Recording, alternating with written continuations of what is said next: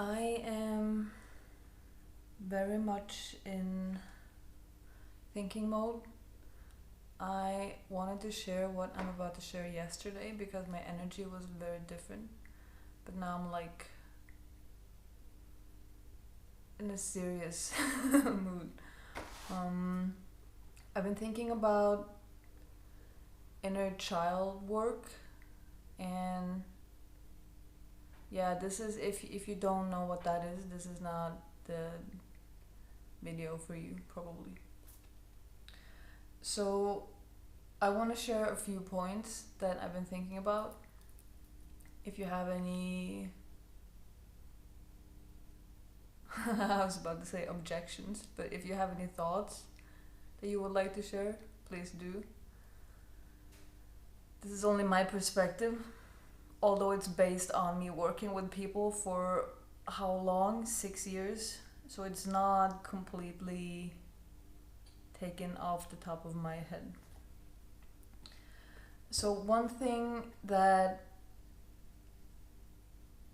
I see people do, or that I have the impression that people are validating their inner child, which it's important, but I have notes, that's why I'm looking down. It's almost like it's easy to let the child run the show. It's easy to not want to upset the child. Because, I mean, you're new to this, right? You're a parent all of a sudden. You want to do what's right. You want to love the child unconditionally. You don't want to make it hurt, right? Which makes sense. I'm also thinking that hurt is unavoidable, it's a part of life. So maybe it's not about avoiding hurt, it's more about, I don't even know how to explain it. It's different kind of hurt if you hit your child compared to if you're telling your child a healthy boundary. If that makes sense. So hitting your child, that pain should be avoided in my opinion.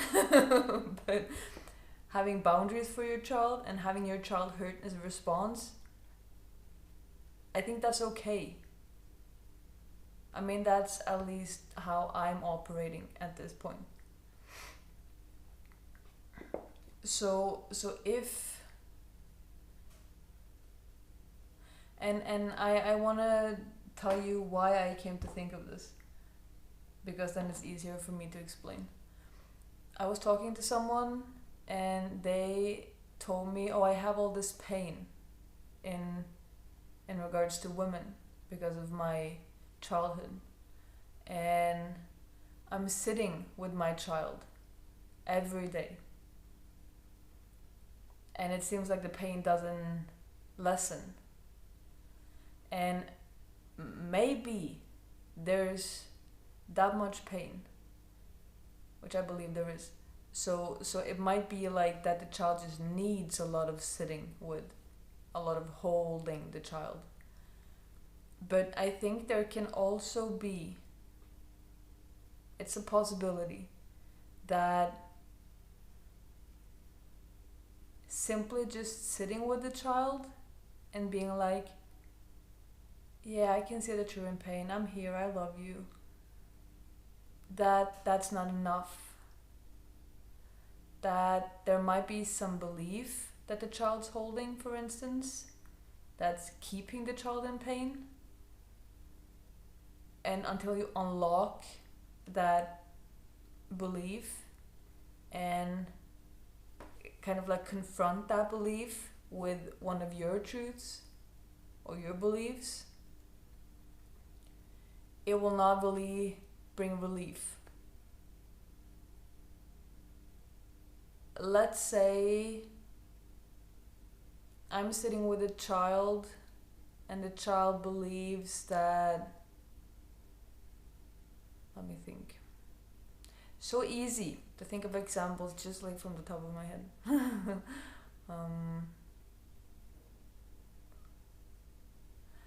Okay, I can only think of an example from my own life. I'm unlovable. Let's say I have an inner child that believes that. And as long as I just validate the child, like, yeah, I understand that you feel that way. I'm allowing the belief to remain in the child, or in the child's perception or whatever. So I think then the pain will remain. So how I see it is that I have to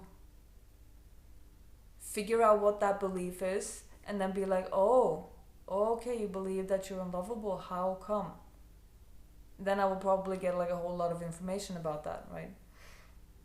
And I will have to confront that belief or the truth that the child's holding with my own. I have to be the one counter weighing, if that makes sense. I have to be the one that's like, I can understand that you believe that way, that makes sense, validate the belief, but also be like, but I love you.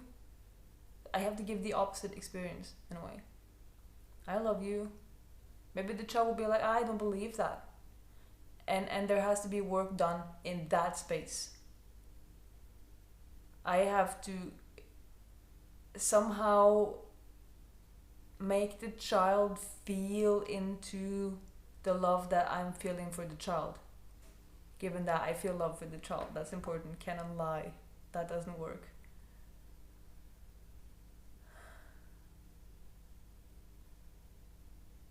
Yeah, does that make sense? I hope it does. I think it does.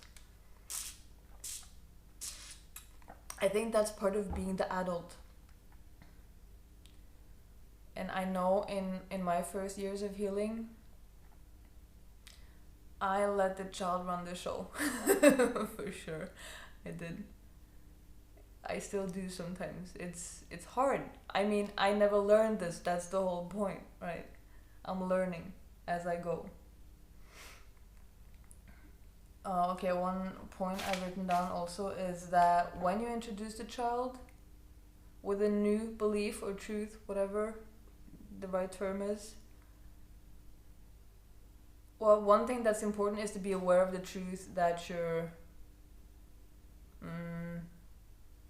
playing with or putting on the table, giving to your child, right? That it's a healthy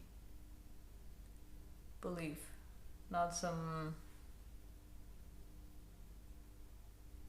spiritual BS crap. So when I introduce that new truth to the child, it's likely that the child will have reactions to that. That's part of the job. I mean, that's the whole irony of spirituality. All emotions are okay, all emotions are welcome, blah blah. And yet, it's almost like there's an expectation that you shouldn't confront the child with the truth that makes the child upset. Then you've done something wrong, which means you're not really okay with emotions. You didn't really yet grasp that when I introduced that new truth to the child, and now the child's upset because when I tell you, or when I tell the child, well, I love you, can you feel the love that I'm feeling for you, and like play with that, then when the child gets a taste of that, then the child will probably be like, but what did my mom and dad do then? Because that didn't feel like this. I thought that was love. Now you're saying this is love. Now I'm angry. Yeah, you're right. How angry are you? Like 10 out of 10. That makes sense. Want to express that? Yeah. Want to curse? Cool, do that. Cry? Cool, do that. I mean, that reaction, all those emotions, that's the healing. can't be like expect the child to just receive the love from me, and now the child's like all grateful and happy and satisfied, and all the emotions changed, shifted. That doesn't make sense. Yeah, like when you introduce a truth to the child that like in aware parenting, I think they call it loving boundaries. So it's like you state something, and now the child doesn't get what it wants, so it will have reactions, but that's a chance to have the feelings come out, to move the feelings, to release the feelings. So the parent's job is to love the child in that, to be present with the child in that, to not make the child wrong in that. It's to be there and hold that. Make sure the expression of feelings happens in a safe way, not letting the child hurt itself, not letting the child hurt you. Stuff like that. Again, boundaries, limits. You're supposed to be the safe container for the child. So another thing I wrote down is how to know if you're presenting a healthy truth. I'm just going to breathe while in between my talking. So how I see it, this is all me, my perspectives. I'm so mindful about not saying this is how it is. Because honestly, I don't know how I can ever say that in my entire life. But how I see it is that, and I do this with clients all the time. The client's like, but I thought it was like this. And then I have to be like, think really hard, because that's not what I believe. And I might even be not 100% set in my belief. I'm still testing it out in my own life. But I'm like over 50% sure this new truth of mine is like more healthy. So I have to kind of like be confident in that truth, hold it up to the child and be like, this is the truth. What if this is the truth? Now what thoughts and reactions do you have? And I can see the difference in the child, how do I say that? The child finding relief in that to be the truth. And there's also it's followed by pain, because when that new truth is taken in and it feels more true, which is the relief, its implications backwards in a way. It will mean something painful that you now have to see.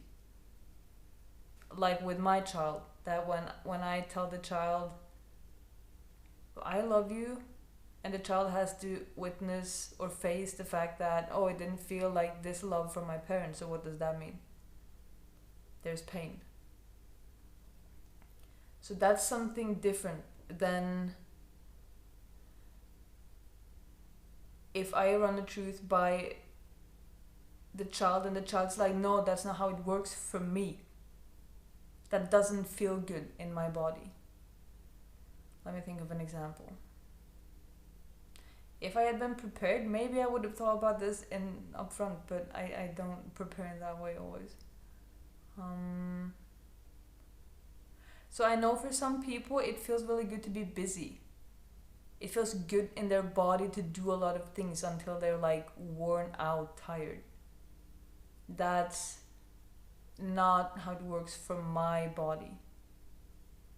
It's not.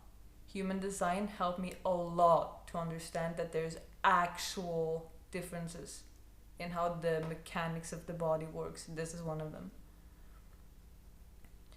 So because I know I work in that way, that I need like not to run all day because it feels bad. So if I sit across an inner child or a client, and I have this idea that, oh, they probably just need to like slow down, so I will present them with truths about that, and they will be like, no, it's like pure resistance.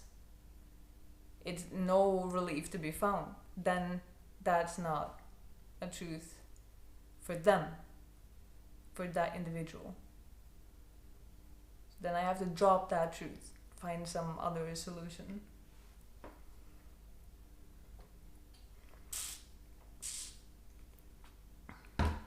I also wrote down, don't avoid labeling. You can use labeling to bring up old wounds. And I'm still thinking about this, but I find myself sometimes being really cautious. Let's say I'm in a conflict with someone, and I'm really afraid now of upsetting the other person even more. So I start being super mindful about which words I use to describe the situation that happened, which we need to talk about to find resolve. So, needy, for instance. I might feel like that person was really needy in that moment. And most people have like a bad connotation or associations with needy as a word. So I would try to not use that word. But it's like, how do I say? It's some level of freedom when I talk to someone and they're like, oh, I can feel that you're really needy in this moment. Now I'm all triggered, and I'm like, I have all this associations, all this experience, all the judgments from people in my past about that word and that behavior.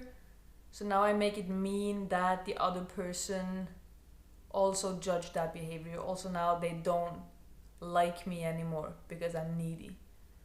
And that might not be the case at all. I've sat across someone who called me needy. And they are like, I love you. You're needy and I love you. Needy is not bad. You're needy. You really need something desperately. And you would do anything to get that need met. That's normal. That's normal. You're allowed to be needy. So it takes the old learnings out of the word and it gives a chance to put in new learning. By me actually in that moment feeling into them and being like, yeah, I can feel that they're not judging. I can feel that they love me like with their whole heart, 100%. It's just love and acceptance. So it's like it's a reset somehow. Or a new learning experience for the body. So now I might be able to hear the word needy by someone else and have less tension connected to that word. I might be like, oh, someone just called me needy, but that's okay. You know, I'm all right. I'm allowed to be needy. I can see that they judge it, but I know that not everyone would, but because I have like now a new experience where someone didn't judge, although they used the word. And now I can differentiate. You know, oh, it's about that person they have some baggage connected to that word. That's why they use it that way. So it's not about me being bad because I'm needy. But it's so it's kind of like a tool. You can use trigger words to bring up pain so as to look into the pain. I don't think I would do that in a conflict though, because then there's already pain and it wouldn't be smart to add pain to the pain. That's a shitstorm.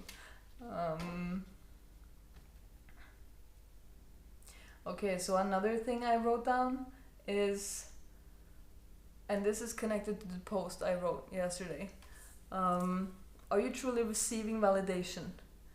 And I've been thinking about this a lot because I find myself, because I don't want to be a burden, so I'm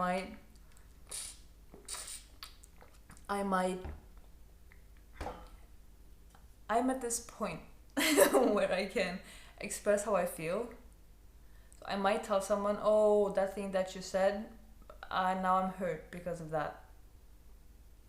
I'm able to be honest to that level. And then they are like, oh, yeah, I can see that.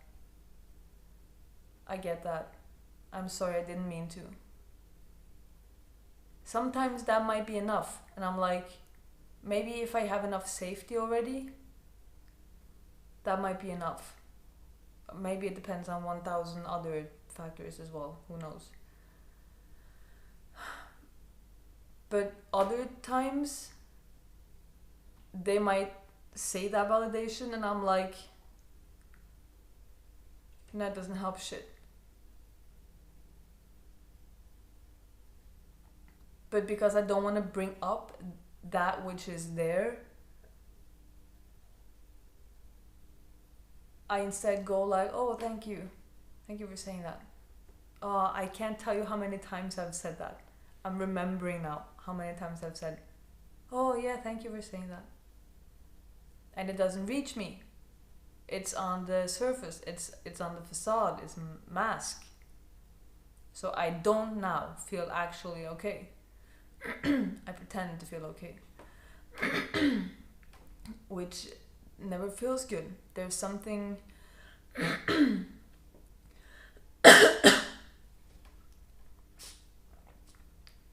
it's not a clean slate. So for there to be like a fresh start, or to have like cleared the air 100%, which I'm a fan of, that will have to be brought up.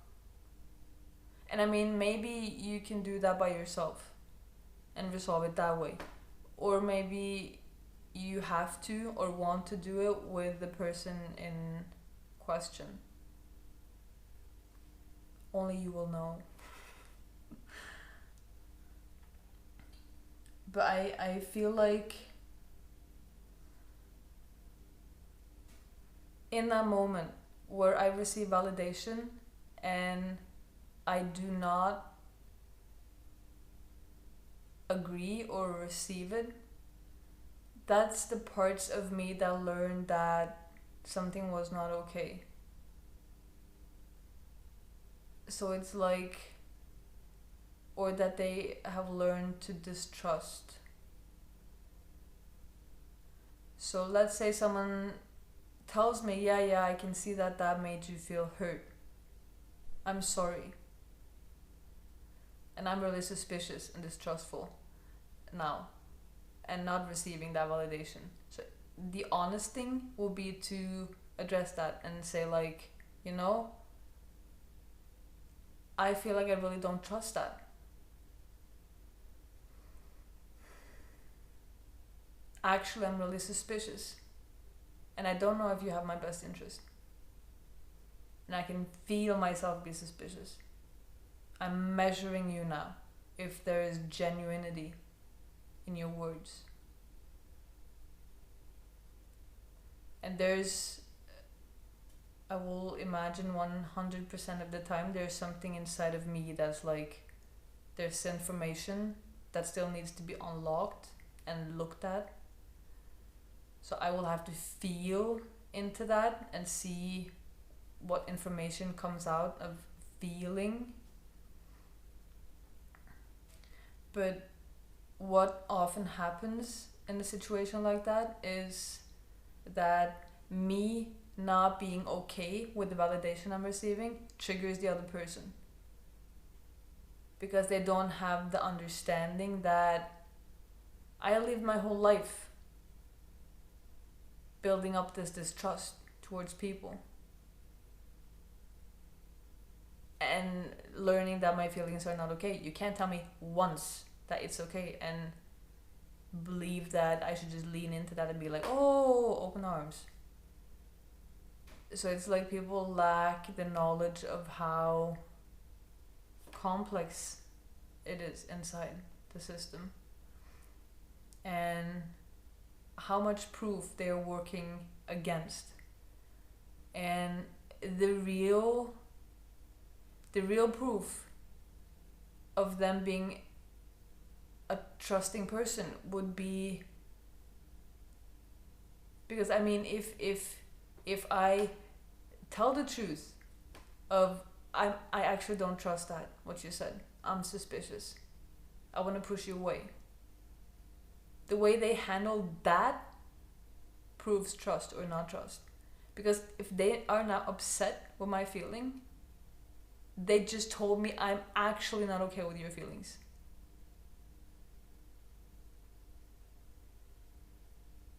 If they do know, though, how to handle that, and they're like, oh, I can see that you're upset and that you don't trust me, that's okay. You want to tell me more about that? That must be really tough to not be able to trust me. I imagine that makes you afraid that I will leave. I bet you're really scared right now. Want to sit down? Can we be present with that? That creates trust. And I think many people are used to the first part of what I just said, but not the second. I think many people have come to this point where they can share that they feel hurt by something, but they have not yet come to the point where they can not be okay with the validation. They believe they have to be okay with it, so they act nice, smile, and receive. And they don't really create the deep healing that could have been created.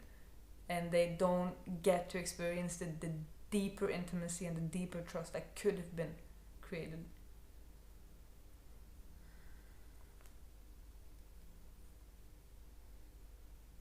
Yeah, which goes with my last point.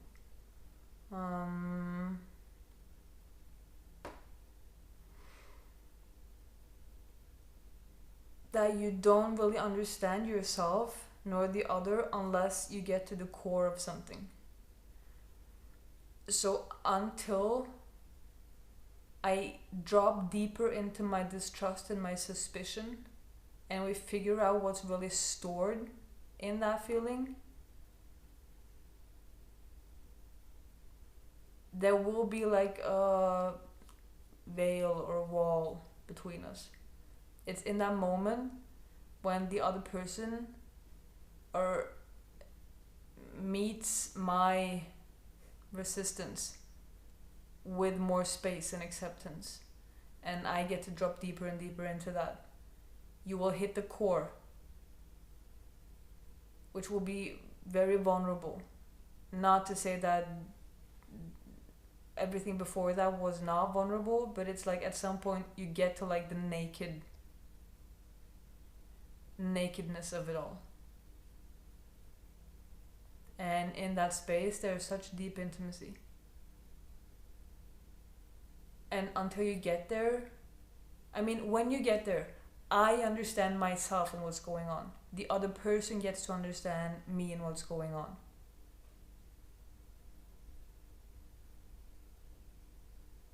And imagine if both people have triggers at the same time, and both manage to drop into that in themselves, then it's so much space for understanding.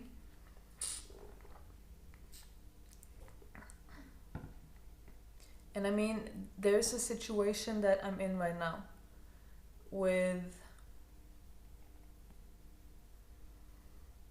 let me think how to share.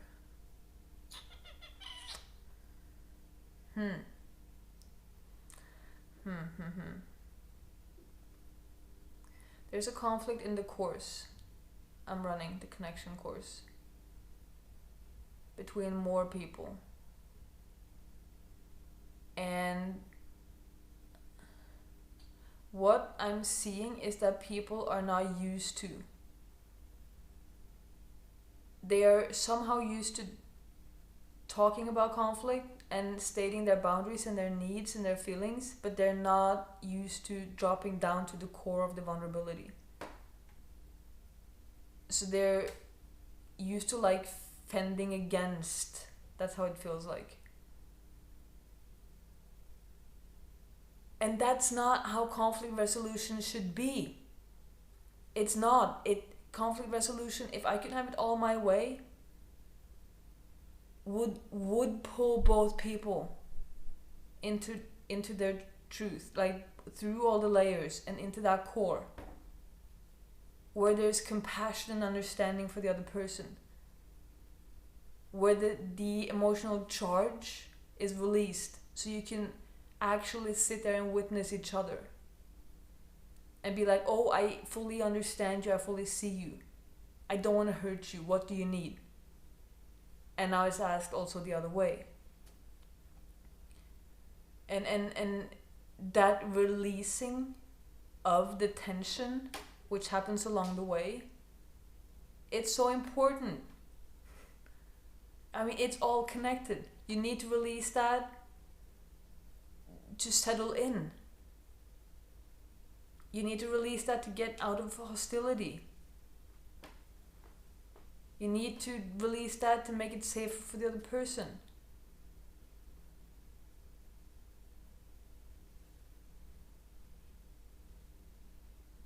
And unless you've experienced the intimacy that can come from doing that, I mean, you're missing out. I know I said that in my last video as well, but it's true.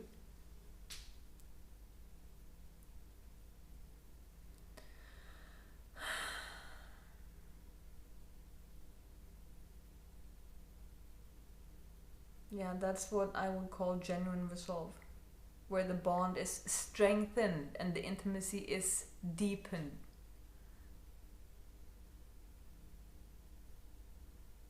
That's all I have. Short and sweet. That was packed with information in 30 minutes. Hope you enjoyed. If it helps, share. Sometimes I'm thinking about cutting all my hair off. I don't think I should do that. Thank you for watching. I'll see you later.